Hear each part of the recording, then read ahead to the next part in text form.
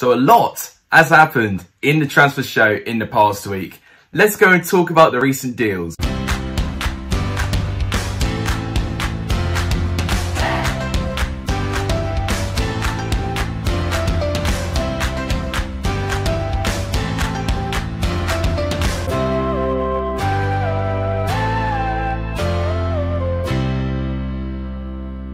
What is up everyone, welcome back to a brand new video on the channel. Today it is another episode of the transfer show. We've got an abundance of deals to talk about and we've got a big handful of rumours as well. We seem to be getting plenty of deals every single day now, so the transfer window is really starting to take shape now. If you guys like what we see, please make sure to give this video a like. It does tremendously help the channel. Let's try and push to 600 subscribers as soon as we can. If we could get that, that'd be terrifically appreciated. Please share this channel as well. Without any further ado, let's go talk about the recent deals since my last video. So Peterborough have actually been a pretty decent team and a busy team since the last transfer show because they brought in 3 permanent signings. One, David Cornell from Ipswich to Peterborough. He wasn't Ipswich's #1 goalkeeper. It's fair to say with the amount of appearances, he was their second choice goalkeeper. I don't know if he's going to be #1 goalkeeper at Peterborough though. But the big signing that I've seen are George Grant and Jack Marriott. So George Grant is a player that was in Lincoln for around 2 seasons, but he had a breakout season last year with 13 goals and 7 assists for a central midfielder. So I'm really intrigued, but the fact he's only had 1 breakout season, could he be a one-season wonder? Would he be able to thrive in the Championship with Peterborough? It's going to be interesting, but Jack Marriott is also very, very shocking because Peterborough used to have Jack Marriott as their player. They sold him to Derby for 3.06 million and Derby have now sold Jack Marriott on a free due to his contract running out. So Peterborough will be the eventual winners here, but they got 3 million for Jack Marriott and they've already got him back again. But the big season Jack Marriott had was in the 17-18 season in League One, where he scored 27 goals and 4 assists for Peterborough. And in Derby, you know, when he was featured, he had spells of good quality, but unfortunately he didn't really live up to those same numbers. Maybe back at Peterborough, he could try and reproduce those numbers again. Preston have also been a busy team. 2 signings I didn't mention in my last show was Seth Vandenberg and Izzy Brown. I like that they got Seth Vandenberg back as a right back option. He was really good in that position when I did see Preston in the tail end of the season. Very, very concentrated, focused, and has got an abundance of experience. Izzy Brown is interesting. Now, obviously, he's been passed around in so many Championship clubs over the years, Luton Town being one and Sheffield Wednesday being the year before. But he's now joined Preston, and I'm very, very intrigued by this one because I know Izzy Brown from when I saw him at Chelsea. He's got an abundance of potential. If he can just get some consistency in his performances, then I think he could be a really important player for Preston, could potentially fill in for someone like Daniel Johnson if he's not fit every single week. But the recent signing that Preston have made is Matthew Olsunde from Rotherham to Preston. Now, I've seen Olsunde quite a bit in Rotherham. Now, he has 2 notable positions. He can shift from right back or right midfielder.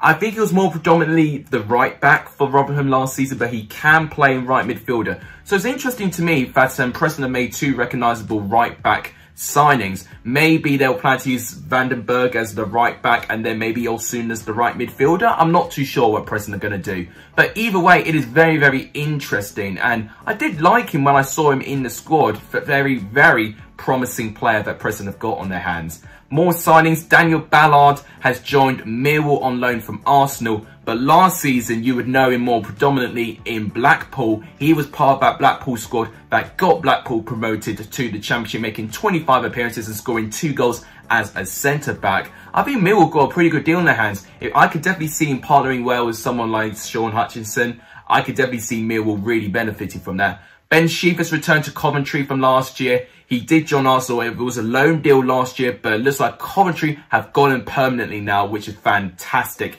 He made 30 appearances at defensive midfield for Coventry last season with 1 goal as well. So Ben Sheaf has been a really integral part to that Coventry squad in why they survived in the Championship. And I'm really pleased for Coventry that they got him back. John Obi Mikel has left Stoke City to join Kuwait, which apparently is a country. I actually thought it's a city, but actually is a country in East Asia. Now, he was Stoke's captain for quite a bit last season, and honestly, when he was around, you know, the results weren't terrible, but it didn't really have the same amount of consistency, and it didn't really bring the impact I think Stoke fans were wanting. Of course, he had Middlesbrough a couple of seasons before that, and he didn't really do too much there either. So I think a big name in terms of bringing John Obi Mikel in the Championship, but I think produced, unfortunately, a couple of disappointing results. Ethan Robson of Blackpool has left to join MK Dons on loan, a central midfielder for Blackpool. Bit disappointing that he's been let go. He was a very important part in that Blackpool squad.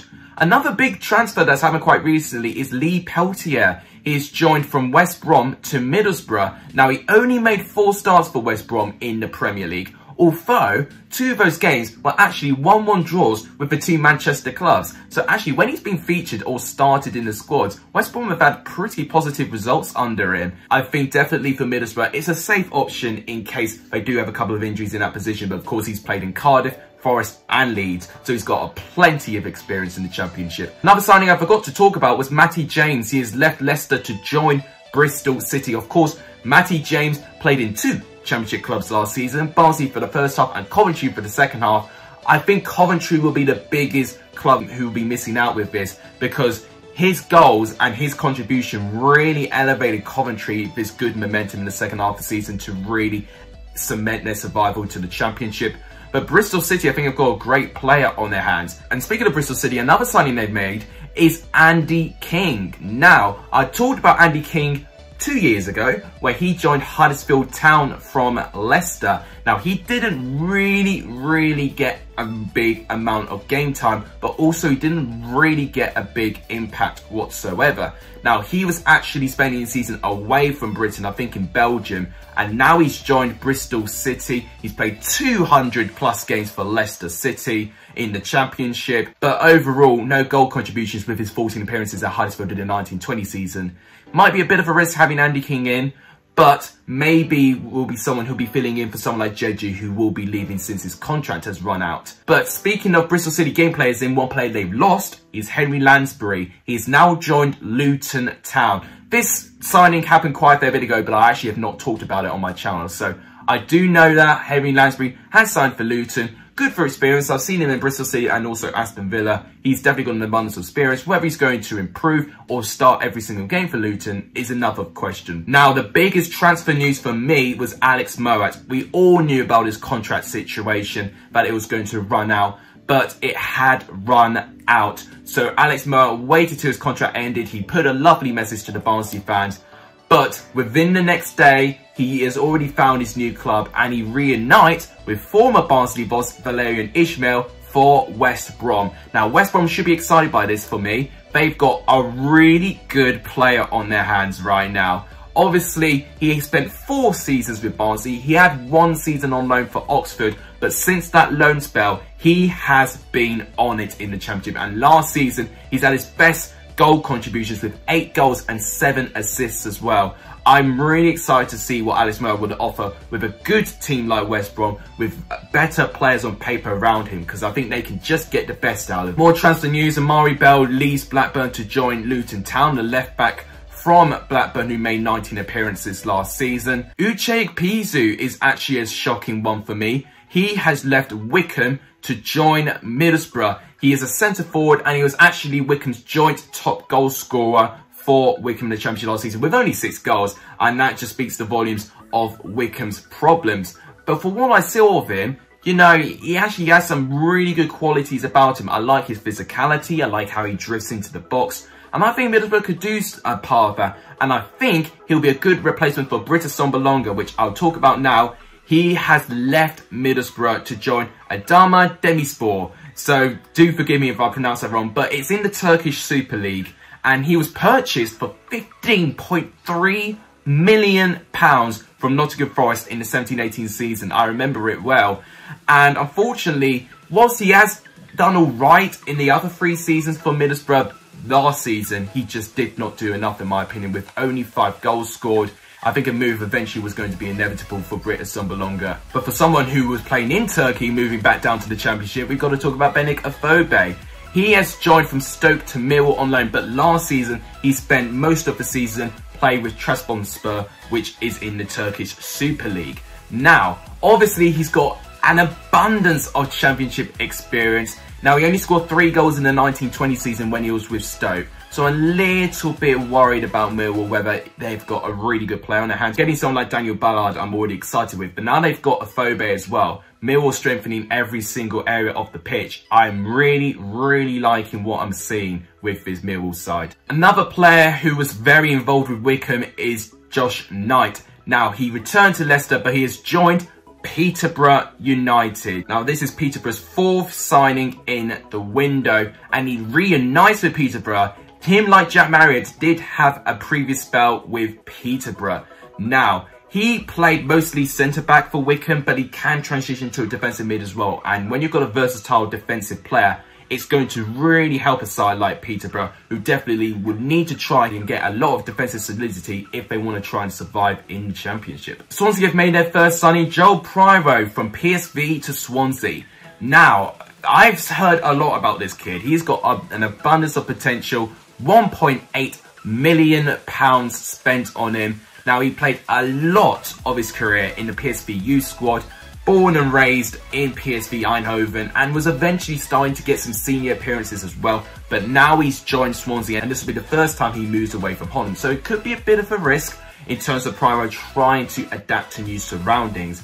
But it's clear from the potential that he's had with PSV Eindhoven that Steve Cooper's seen something good in him, and I back Swansea's strategy and I back Steve Cooper to get the best out of him. And I'm really excited to see how he thrives in England. George Saville is another transfer that Millwall have made. He's left Middlesbrough to join Millwall. Now, he was previously a Millwall player, so this transfer show is the reunite edition, because we're getting so many former players joining their former clubs. And now George Saville is the next one for this, because you may remember he was a Millwall player when Millwall got promoted up to the Championship, and it was his best season, the 17-18 season, when it was Millwall's return to the Championship, where he scored over 10 goals for Millwall. Now, last season, he actually had his 2nd best Championship season, just below the one he had with Millwall, with 6 goals and 4 assists with Middlesbrough last season. Martin Waghorn has left Derby to join Coventry. He scored 5 goals for Derby last season, 2 of them coming in the final day of the season, and ultimately saving Derby County. Another striker with an abundance of Championship experience, playing over 200 appearances for the likes of Ipswich, Leicester. He's played with so many Championship clubs. Obviously, Coventry is now the next club he's playing with. Do I see him being a good replacement for someone like Maxime Biamou? I don't know, if I'm going to be honest with you. But if he gets given the service, eventually he should be able to thrive in that Coventry squad. Sammy Amiobi has left Nottingham Forest to join Middlesbrough. We knew about his contract situation in the last transfer show. We were talking about he was linked with Middlesbrough. So I think for Middlesbrough, an alright player. He didn't have a terrific season with Nottingham Forest last season, but I remembered when I saw him back at Bolton and how important he was there. If he could just try and thrive and just get that sort of similar role again, then I think he could have a great season. Simon Moore has left Sheffield United to join Coventry, and that is another goalkeeper that Coventry have got, potentially replacing Marco Marossi. A really eye-catching signing for me is Emiliano Marcondes. He's left Brentford to join Bournemouth, a central attacking midfielder. Now, for me, he has spells, Marcondes. Last season, he was very quiet, but then near the end of last season, he was incredible. And of course, with the 2021 season, he also had a bit of a spell where he was a bit quiet, but then when he's needed and he's relied upon, he delivers. He scored in the playoff final, and ultimately, that's definitely going to allow Bournemouth to get the attraction to try and get him. He previously played in FC Midtjylland, but I think definitely playing in a side like Bournemouth, I think is definitely the right place for Marcondes to go to. Rob Atkinson has left Oxford to join Bristol City. He was another one I talked about on my transfer rumour show last time. Mario Vrancic has left Norwich to join Stoke City today. Central midfielder, only 3 goals and 32 appearances, but was very important in Norwich's promotion to the Premier League in the 18-19 season, where he scored 10 goals for them. But I think joining a side like Stoke, you would hope that he can pick up his form again. I think this season he just really struggled to get some consistency. Now, for last transfer, I previously had this deal in a rumour, because this was a rumour until literally 5 minutes ago. John Lundstrum has now joined Rangers on a free transfer. It has been confirmed. Now, he has left Bramall Lane due to the expiration of his contract, and now he's joined the Scottish champions. I think that's a good deal for Rangers. One of the more creative players for Sheffield United, especially in the 1920 season. He was everyone's go-to player in Fantasy League, and I think it'll be a big blow for Sheffield United, to be honest with you. So finally, that is all the confirmed deals. If I've missed anyone now, do let me know in the comments down below. Without any further ado, we don't have too much time, but let's go on with some rumours. One rumour I'm seeing is Arsenal with Sam Johnstone. Now, they're linked, surprisingly for me, to Aaron Ramsdale, because Matty Ryan looks like he's going to leave Arsenal to join Real Sociedad, I think.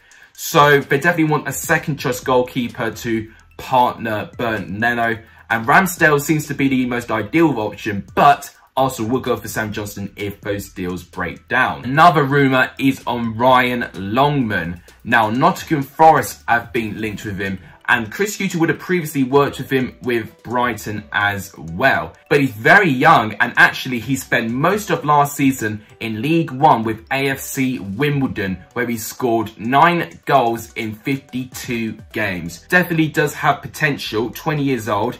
And if Chris Hughton has previously worked with Ryan Longman, I think he could definitely get the best out of him. Derby are closing in on a deal to bring Ted Mengi back to Derby County. Of course, he was a Manchester United youth player. He joined Derby County in January and played the second half of the season.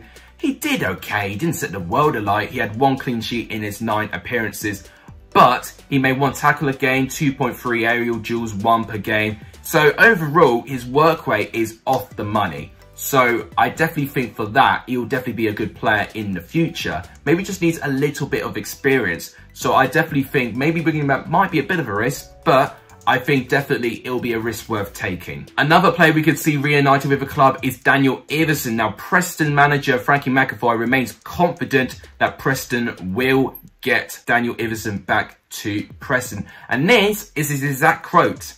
"We are in a good position with Daniel and we hope to bring him back, but there's work still to be done. It obviously depends on how the Leicester boys go in terms of goalkeeping, but I'm hopeful we can get a deal with that one." So it's clear that Preston do want Daniel Iverson back. I mean, I'm not surprised. In terms of when he came in January, he had the 3rd best save rate percentage. So I could definitely understand why Preston would definitely want him back. Only a couple more rumours left now. Manchester City have been linked with a shock move for Furlong fullback Anthony Robinson. Now, Robinson has been linked with big clubs in the past. AC Milan were previously linked with him. Of course, he had this heart problem, which meant he couldn't complete his medical, so he was still at Fulham. Manchester City get him, then I don't know if he's going to start plenty of games, to be honest with you. I don't really see that deal being compatible. I think he needs to join a club where he'll get guaranteed minutes. The penultimate rumour is on St Johnstone defender Jamie McCart. Now, Sheffield Wednesday and Barnsley remain the 2 clubs that are interested. I've seen Jamie McCart a bit in the Scottish Premiership, and he looks a pretty good player. Very composed, very experienced, and I definitely think a move like Barnsley and Sheffield Wednesday would be a good deal for him. Maybe Barnsley may even be the more appealing for the fact they're now 2 entirely different leagues now. And the final rumour is on Darnell Furlong. You'll definitely know who that guy is. He's the fullback from West Brom, and he has played a relative role in West Brom's Premier League campaign last season. Now, Brentford and Fulham look to be the 2 teams that have been linked with Darnell Furlong. Now, Brentford, I think, being the most likely club who can attract him for the fact that Brentford are now in the Premier League. And if Furlong does join Brentford, then I can realistically see him playing in or around Dalsgaard's position. So I think they will be a really good replacement if they can get Furlong in. But that will wrap it up for all of the transfers, rumours, and the completed deals. If I've missed anyone, let me know in the comments down below. But that'll wrap it up for today's video. If you guys enjoyed it, please make sure to give the video a like. It does tremendously help the channel. Please subscribe if you're new. It does really help. We're nearly at 600 subscribers. So if you haven't hit that subscribe button, please do hit it. It does really help. And please share this channel to as many people as you can. And that is how we will grow together as a community. That would really help. But thank you guys so much for watching. You guys are legendary if you saw any of this video. And as always, I'll see you guys very soon.